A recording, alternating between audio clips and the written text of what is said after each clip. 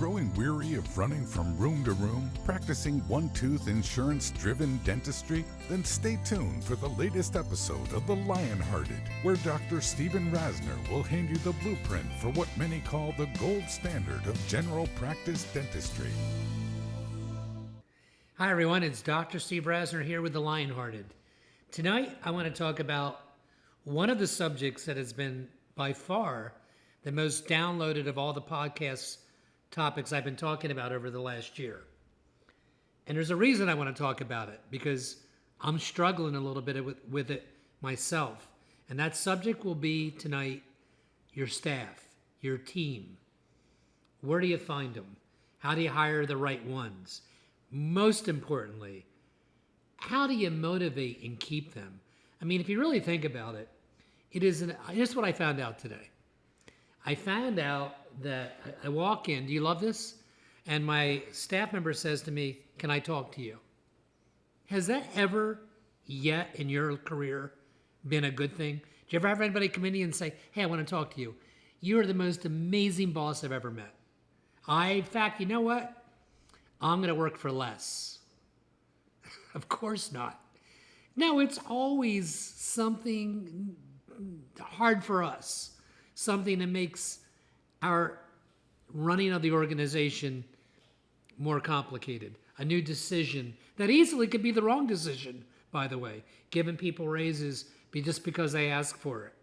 So I want to address a lot of the nuances tonight, and obviously this has resonated with many of you, and I would think it would, because it is a very challenging part of what we do. I assure you, very few of your staff members sit around and think, wow, I get it. I mean, and I'm not putting staff members down. I got to make it very clear right now. I couldn't have come close to the level of success in dentistry that I've achieved without my team. And my average team, by the way, has been with me, so that's 18 members, have been with me an average of 20.2 years. That's a pretty impressive number because it takes into account some of the newer ones that have been there for 4 years or 5 years. But I have many staff members over 20, 25 years, one over 39 years. So let's talk about it. By the way, you can reach me at my personal email. That would be drrasner at AOL. DRRASNER at AOL.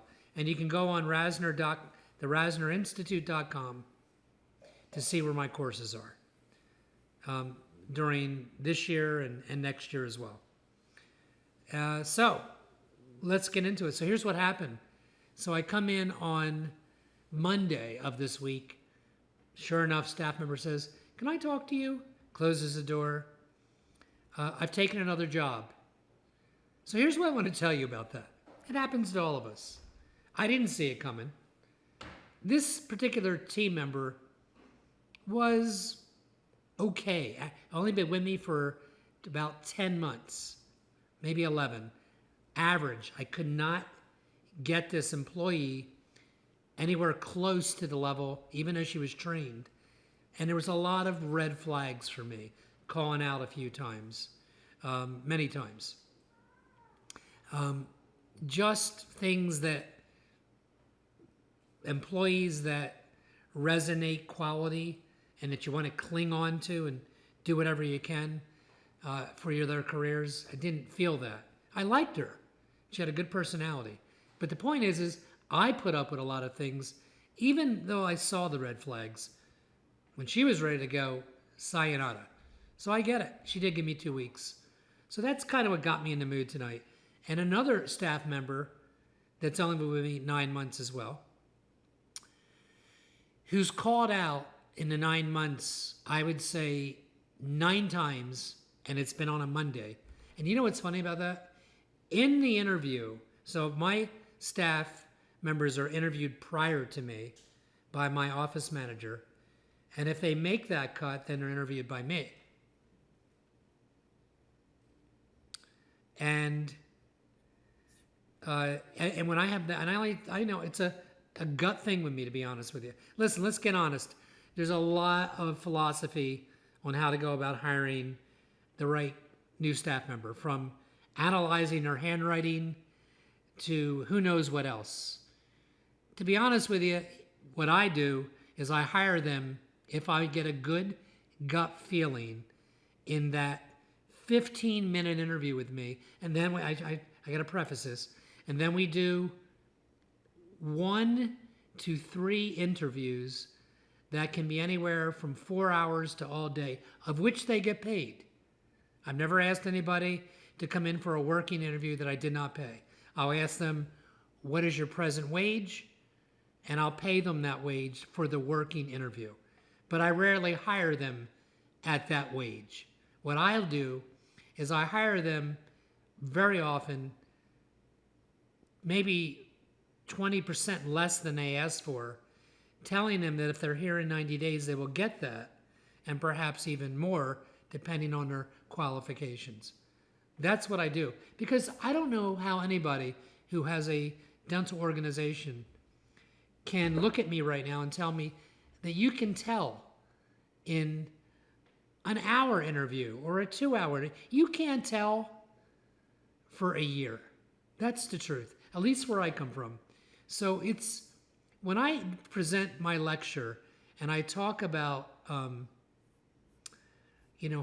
having I used to call it the dream team, how do you find them? I talk about the fact that it's a forever thing.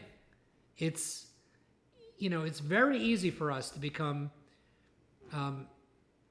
to lower the bar and get by with team members until you meet that amazing team member that takes it to the highest, to a level you're not familiar with. But in my interviews, I tell them, I say, you know what? I got to be honest with you. The way my organization runs is I'm not very comfortable with people that call out a lot.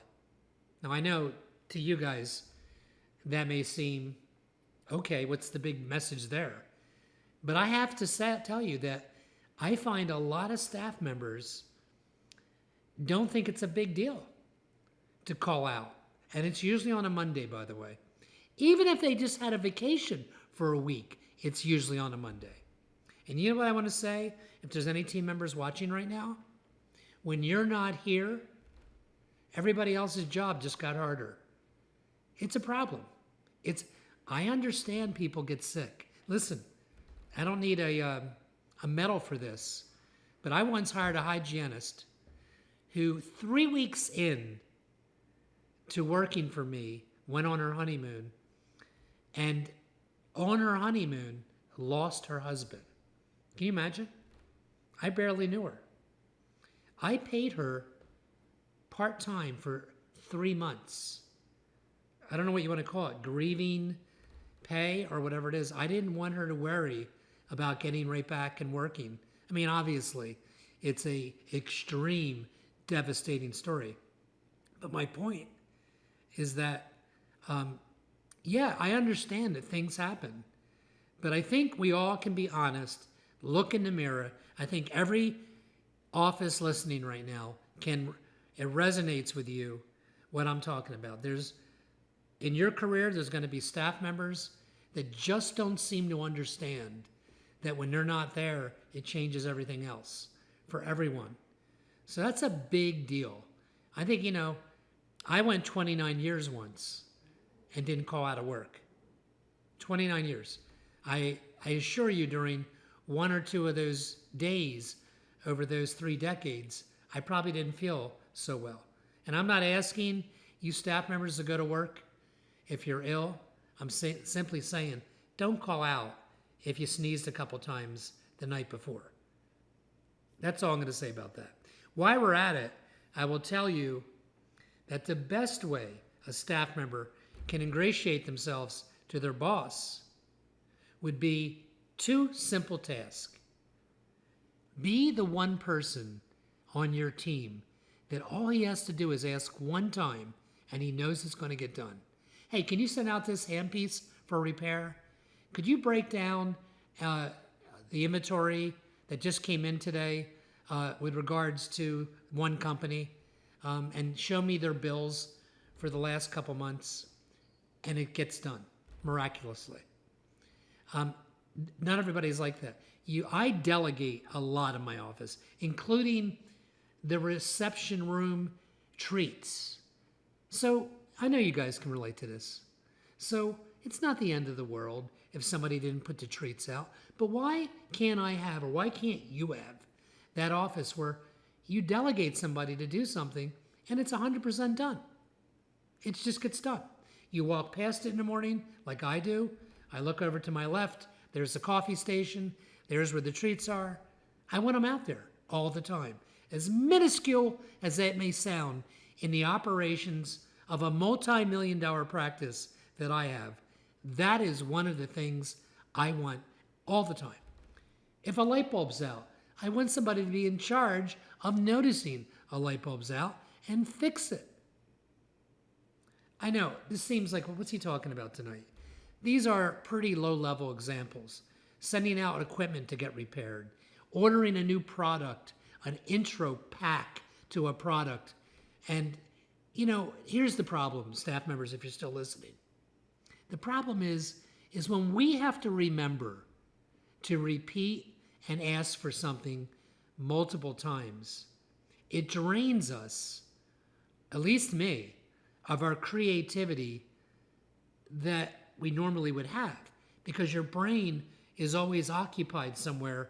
Did I get that done? And you find yourself waking up at 4 a.m. thinking of these things, as minuscule as they may sound. So be the person that he can ask one time and he knows it'll get done. The second thing is what I just told you. Be dependable. Call out if you're sick. For God's sakes, God willing, you don't ever have any serious illnesses. But don't call out because you need a day off and it wasn't, it's a Monday or whatever it is. I think everybody gets it at this point, and I don't want to belabor that fact. So that's 2 ways. In terms of the doctors listening tonight, this is what I want to say about motivation. How do we motivate them? And I will say this. I've been in this industry for 39 years. There are times, including right now, that I don't have every single staff position staffed with the best possible person. It's just too hard to do that. And I think that's pretty unique, pretty common in any business, by the way. I mean, I think it's understood that if you get 40% of the people on board, so if you have 10 employees and 4 of them are superstars, hopefully one's a hygienist, a dental assistant, a new patient coordinator would be critical, that initial contact person. There are key people that require, right now in my practice, I have a sterilization assistant. So her role, there is no lower level. I'm not being condescending. Just, you can come into my office at an entry level and sterilize instruments, learn the protocol, turn rooms over. Eventually that'll lead to some level of dental assisting. And I have a person in that position for a year that has skyrocketed. To give you an example, she writes motivational quotes every day on our schedules. So in our operatories, we have a written schedule taped up, just the way I like it. And there'll be every day. She never misses a day. I didn't tell her to do that. That's her. Smiles, good morning. That's another thing about me. I don't know how you feel. To me, it is disrespectful for you to walk in your office. I don't care what your relationship is. It's not going to be amazing with every staff member. Good morning and goodbye, see you tomorrow are pretty important, courteous exchanges of protocol that if that doesn't happen in my office, it's a very bad sign. So, and a little bit of a tangent there, but I'm going back to I want to get into how you motivate them. I will tell you this. This will surprise you. And there is one other episode on staffing and without going broke. And I feel strongly about it because I know a lot of you get tied into the theory that if you increase your productivity and your collections and you tie that to a period of time like 3 months or 6 months or something like that, you will take the increase and the staff will receive some portion of that. And some of you may be doing that right now. And I would tell you that if you are doing that, don't stop. Let it go until it fails, of which it will. It always fails. How do I know? Ask me. You know why. Here's the thing. Here's what I have found to be effective, at least for a team of 18 that I've had. I've fluctuated from 17 to 20 probably of staff members over the last 10 years. And what I do is I'm very mindful of how my office is doing. And when it's doing well, I give what I think are substantial bonuses to staff members unexpectedly. And there's studies on this. Google unexpected pay raises, unexpected bonuses. I didn't read that stuff. I've just intuitively felt and saw with my own eyes. It was a powerful way. And think about it for a minute, to reward somebody. Imagine you and I. I mean, we know what our checks are going to be, generally. Nobody's going to bonus us until December, I guess.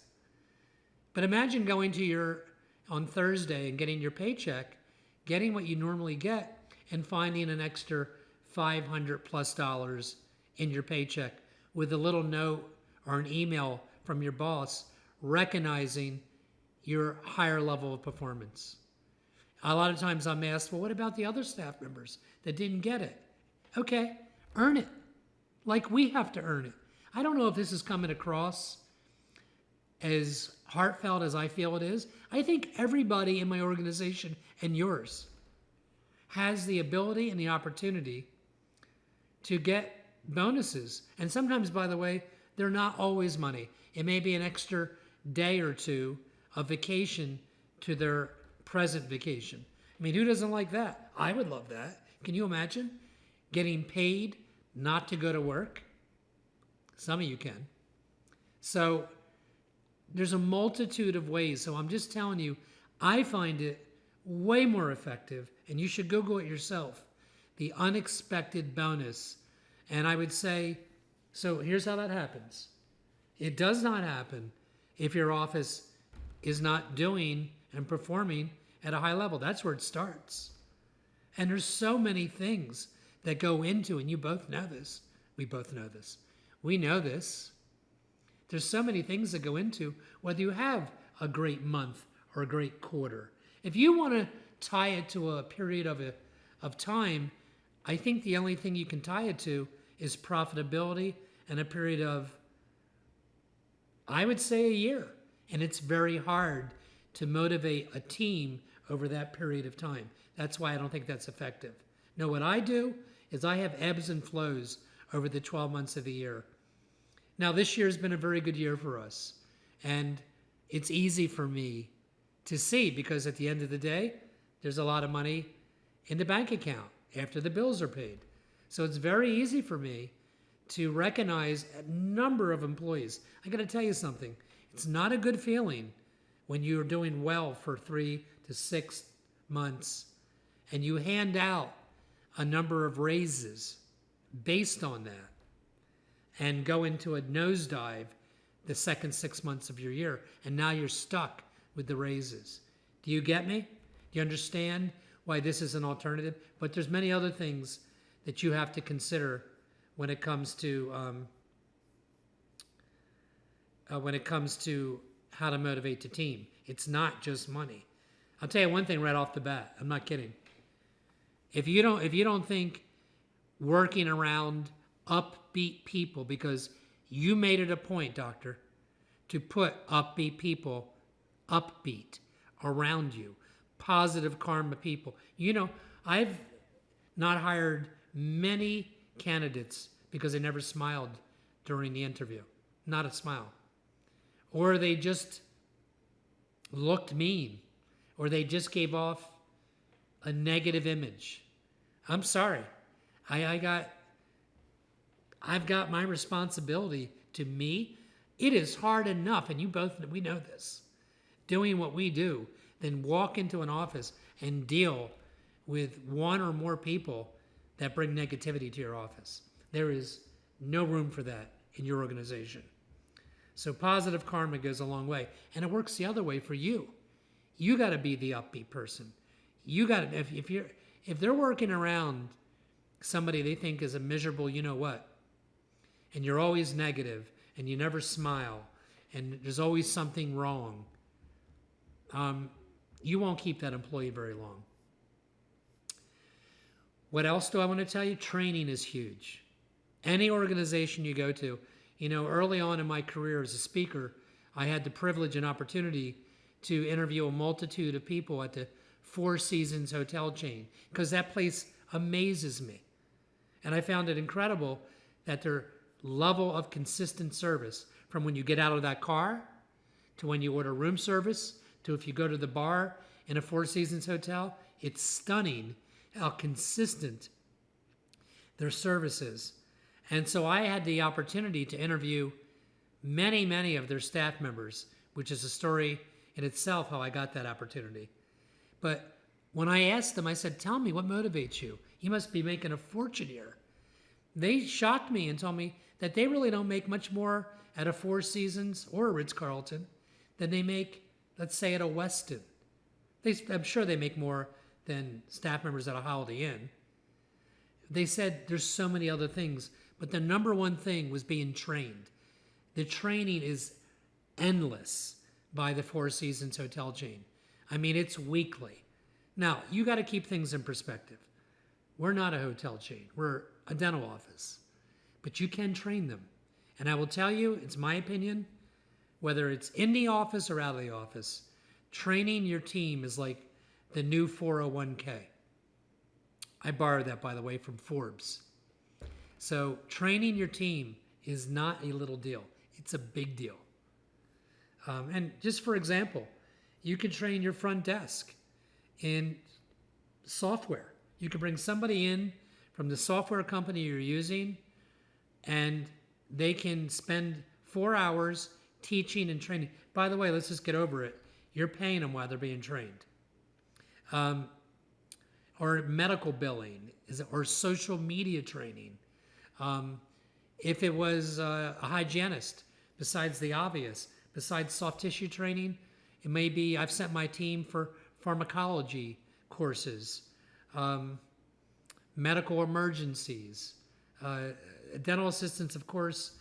We can teach them how to become better at provisional restorations, or any of the things, legal documentation. It's endless. But here's the thing with the way my philosophy works. If you don't tie yourself into the proverbial bonus based on production increases or profit increases, then you can't justify not paying attention to the things I need you to pay attention to. You need to know that people need to be bonused, that people that deserve it need to be recognized, that people being your team need to be trained. You can't just look the other way. We all know how quick 3 months turns into 9 months and a year's gone by. It becomes incumbent upon you or your office manager to make sure you have this. Remember what I'm talking about. I'm talking about what keeps staff members with you long term. So I'm telling you, unexpected bonuses, training, being around other positive staff members, including you, that you put together, being flexible, being loyal. What do I mean by flexible? We all know that in a given career, things come up. I've had staff members that want to coach soccer 3 to 4 months a year, every year, which means that maybe during those 3 or 4 months, they have to leave my office at 2:00. That's not convenient for me. If they're a really good staff member, I absolutely put up with it. I don't say a word. I don't put up with it. I do it with a smile on my face. Or giving certain staff members access in a computer from home because they can't, things have changed in that part of their life. So, and loyalty, as I said, is a huge thing. We work in a occupation that has a large number of women. Often women have children, and when they have children, they have to take time off. I've always been incredibly flexible and let them take off up to a year. Now, I didn't pay them for a year, but they had a job when they came back, which is not an easy thing for you and I. We have to work through all the staff agencies and the temporary agencies and find people that are okay filling in for a year. That's not easy. So anyway, this is how I want to leave you tonight. This is a big part of how many bumps you face in a given year. Replacing team members like I have to do in the next couple weeks that have both been with me less than a year is a total waste of money. And I assure you, had I paid more attention to the initial interview or those early months where I told you I asked them to work 3 months on a whatever you want to call it, probationary time, it's so easy to be occupied with other portions of running a successful office and look the other way. And if you find yourself continually replacing people, you need to step up your game and pay attention to this part of running your organization. I hope this has helped some of you. Tell your friends about my podcast, and I'll see you next week on The Lionhearted. Thanks.